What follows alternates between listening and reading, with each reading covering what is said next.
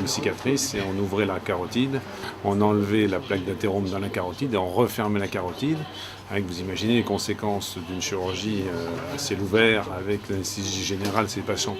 Vous voyez qu'on est souvent très âgé quand on a un rétrécissement de carotide avec des maladies multiples, variées.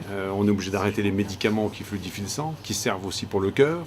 Donc on se retrouve dans une antinomie qui est embêtante. Et par ces procédures-là, on procède comme on ferait pour une artère autre, par exemple une artère du cœur. La technique est exactement la même. Elle est dédiée à la carotide avec du matériel, des stents qui sont spécifiques à la carotide. Et on arrive à réparer une carotide de manière durable, puisque jamais on y retourne, jamais. Moi, ça ne m'est jamais arrivé en 15 ans de refaire une procédure sur un malade comme ça, en moins de 20 minutes en tout cas. Avec des suites simples, c'est 48 heures d'hospitalisation. Voilà.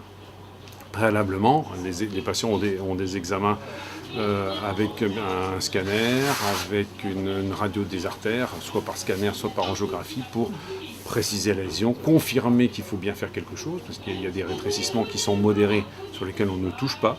On ne touche que les rétrécissements importants qui ont un risque de faire un accident vasculaire, de se boucher donc, et de rendre les gens hémiplégiques. Alors quand on est déjà âgé et qu'on se retrouve en plus hémiplégique, c'est pas très drôle.